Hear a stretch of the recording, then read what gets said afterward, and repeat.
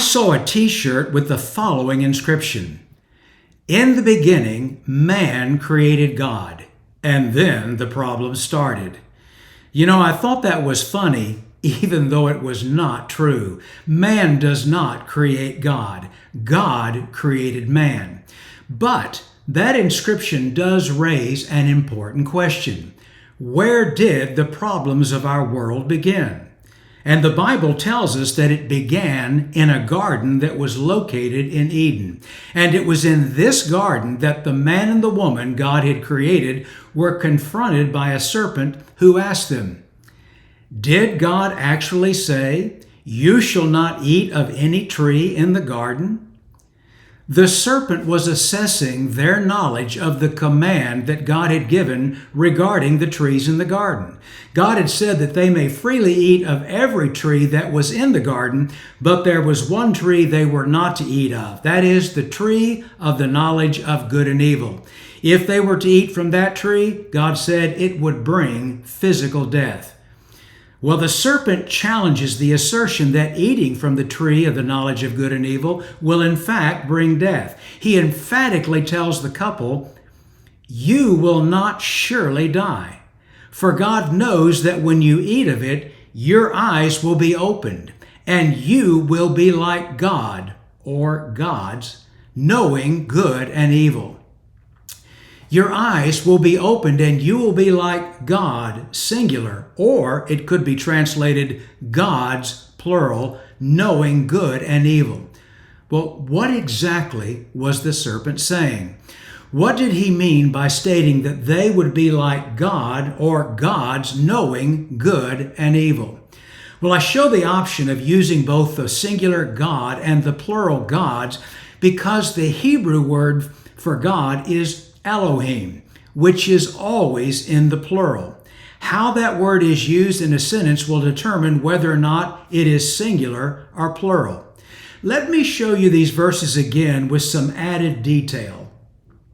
You, that is both of them because that pronoun you is plural, you will not surely die, for God, Elohim, knows that when you, both of them, eat of it, your eyes will be opened, and you, both of them, will be like gods, Elohim, knowing good and evil. You will note, looking at this verse, that the word Elohim is used twice in the same verse. The first use is singular because the verb knows is singular. That means it's God. The second use of Elohim can be translated either singular God or it can be the plural gods.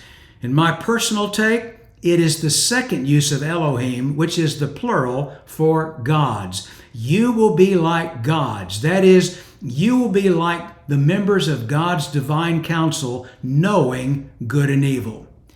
Listen, if you want a fuller discussion of what this word Elohim is all about, I invite you to watch my video entitled, "Who is the us that God is talking about in Genesis 1:26. And I also recommend another video that I did entitled Elohim, the surprising truth behind this biblical word for God. The link for both of these videos can be found in the comments section below. Now, let's get back to the man and the woman who are being confronted in the garden located in Eden. The mistake that this couple makes is that they're listening to the wrong voice. They have played right into the deceit of the serpent by disobeying God. The serpent basically is telling them, listen to me. Don't listen to God, listen to me. And he tells them, God knows that when you eat this fruit, your eyes will be opened, and you will be like God, or we could say plural, gods, knowing good and evil. You know, it's often stated that the serpent is lying to the man and the woman by telling them that if they eat this fruit, they will be like gods, knowing good and evil. Well, the serpent did lie about not dying if they disobeyed God and ate from the tree of the knowledge of good and evil. God made it clear that if they did indeed eat, they would physically die. But the serpent did not lie when he told them that if they ate of this fruit, they would be like gods or God, knowing good and evil. People, you need to see that the serpent here was telling the truth. And God himself makes this abundantly clear in Genesis 3:22 after the couple had eaten the fruit. Listen to what God says. Then the Lord God said, "Behold, the man has become like one of us in knowing good and evil." You see, when they did eat of that fruit, they did now know good and evil. The serpent had promised that they would become like the gods or God, knowing good and evil if they ate the fruit of this tree. And then God states clearly that in fact, this indeed did happen. Look, he's saying, these human beings have become like us, knowing good and evil. People, you need to understand, the issue at hand is not about becoming a God, that is an Elohim, if they ate the forbidden fruit. The man and the woman were never going to be God. They were also never going to become gods or divine beings. This is not who they were created to be. The central issue in this text is the knowledge that they will gain if they eat from the tree of the knowledge of good and evil. That knowledge is they would know good and evil. And it's what would make that man or woman like God or the gods. They too would know good and evil. And that happened when they ate of the forbidden fruit. The man and the woman have become like God or the gods by the fact that they now know something. They know good and evil. It is not, again, that they have become God. They are not God. The serpent was not promising them that they would become God if they ate. What the serpent pointed out was they would become like God or the gods if they ate the fruit, in that they would now know good and evil like God. They would possess a knowledge they were not to possess. But here's the question. What does this phrase, knowing good and evil, mean? Well, to begin with, this phrase, to know good and evil, is never clearly defined in the Bible. You need to know that.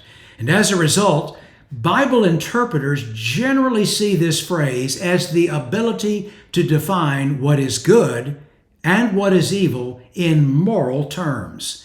The general approach to this text, that is Genesis 3, is that the man and the woman have eaten from the tree of the knowledge, and now they will define what is good and what is evil as they see it apart from God. They will define morality. They will call the shots, not God. They will choose to be autonomous. But people, seizing autonomy is not in this text in Genesis 3. There is nothing that suggests that this couple was deliberately seeking autonomy or actively attempting to usurp God's authority. The reading of Genesis 3 is not the story that Moses was telling. As I see it, and what I believe Moses was telling, this was a test of loyalty. Who will you listen to? Will you listen to God, who told you not to eat of this tree lest you die? Or will you listen to the serpent, who tells you that if you eat of this fruit, you will not die, but you will be like the gods or God, knowing good and evil? The text is not saying Adam and Eve openly rebelled against God. What we read is two people who were challenged as to what God had told them. The serpent said to the woman, "Did God actually say you shall not eat of any tree in the garden?" The serpent was challenging their source of truth. Did God really say? And then when the man and woman saw that the fruit was good and that the tree was desired to make one wise, they ate the forbidden fruit. And when they ate, Moses reveals, the eyes of both were opened, and they knew that they were naked. The couple had listened to and obeyed the wrong voice. The result? their eyes were opened. They now know something they had not known before. They possessed a knowledge that they were not to possess. The man and woman did disobey. No fact about that. They sinned, and that sin meant that they would now know mortality. The man and the woman would experience physical death. God had made it clear that if they ate from the tree of the knowledge of good and evil, they would die. This is why God removed them from Eden, away from the tree of life, which was in the midst of the garden, whose fruit was eternal life, immortality. As long as this couple remained in Eden, they had access to the tree of life. They had access to immortality. But they had disobeyed and now must suffer the consequences of that sin, physical death. Adam and Eve would now live life outside Eden and experience physical death. But their eating of this tree had another consequence. It says that the eyes of this man and this woman were opened. They now know something that they should not have known. The man and the woman now share with God and the other divine beings a knowledge that was not to be shared. Did the man and the woman disobey? Well, yeah, we've seen that. They did, in fact, sin. But this is not the larger point of this story. The word sin never occurs in Genesis 3. The problem that this text points to is that this couple now knows something that they should not know. God says that they have become like us, knowing good and evil. Adam and Eve were not to share in this knowledge. They were not to eat of the tree of the knowledge of good and evil. But what is this knowledge of good and evil? Well, as I stated earlier, this phrase, knowing good and evil, is not clearly defined in the Bible. The phrase is used in 2 Samuel 14 to speak of angelic knowledge. There is something about this world that we as humans are not privy to.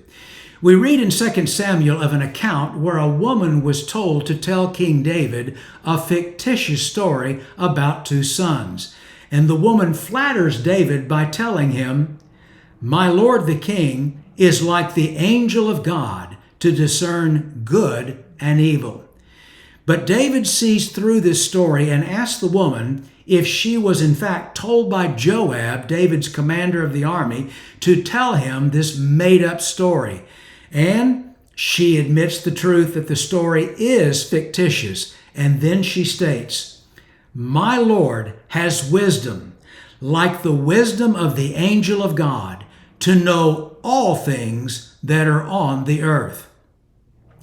I take the phrase, knowing good and evil, to be one that expresses the knowledge of all things. To know all things from A to Z, that is, from good to evil.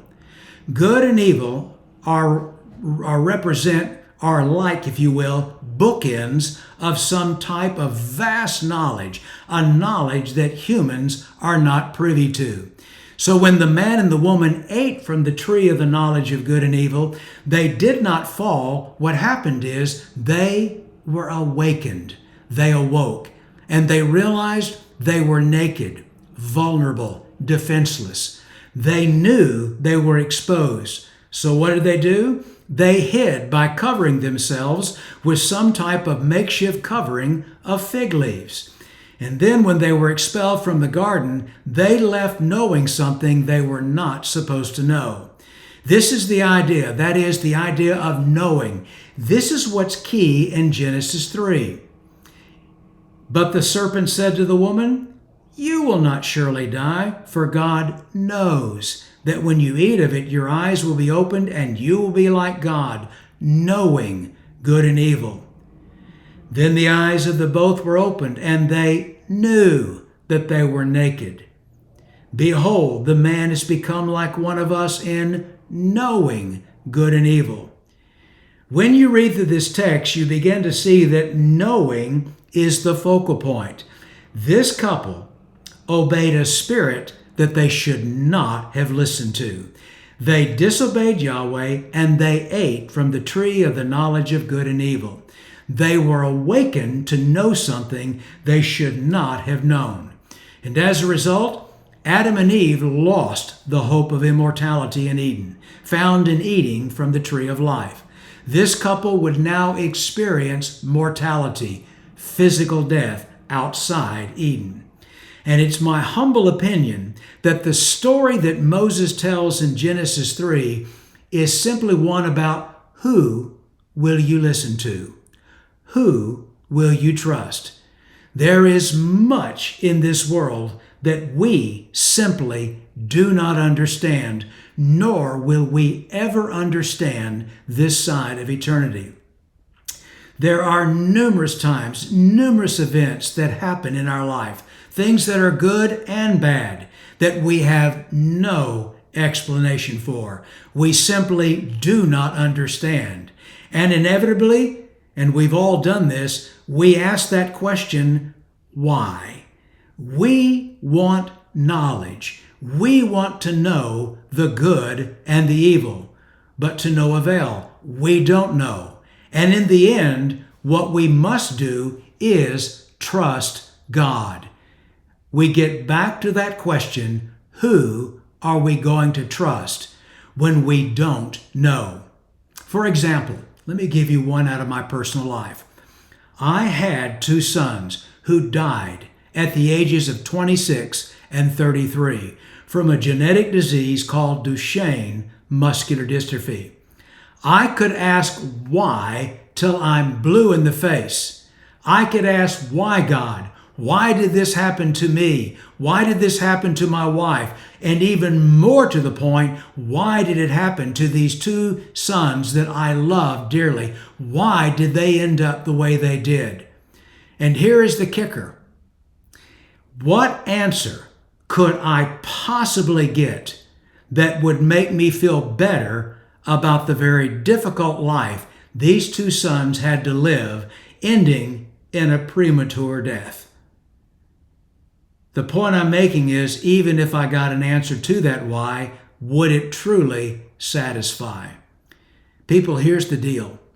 In this present life, you and I must learn to trust God, knowing that for the time, there are going to be many things that happen within our lives that we're going to want to know the why, but we're not going to get that answer.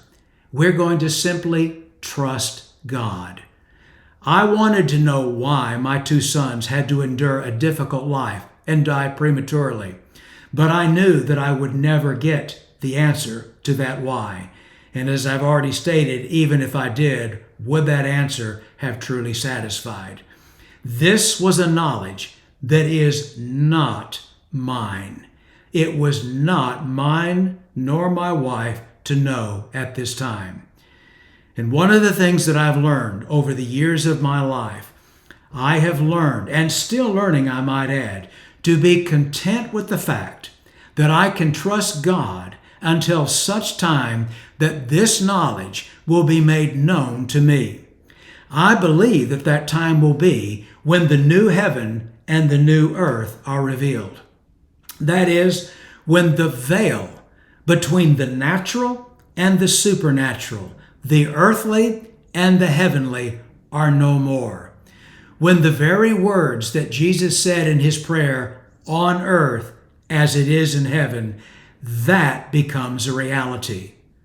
But in the meantime, I remain loyal to Jesus, trusting him in all those moments when I do not know, when I do not have an answer to the why. In this life, I will leave the tree of the knowledge of good and evil to God. And I raise a question now to you. What about you? Will you do the same? Listen, I do hope this has been helpful. This text is really, really interesting. And what I would encourage you to do is to go back and reread Genesis 3 again. And just take a moment to ponder, think through, meditate on that text. There is a lot there. And you might begin to see some things that maybe you had not seen. And by the way, if this video has been helpful, please take a moment to hit the like button, And if you've not yet subscribed, take a moment to hit the subscription button as well.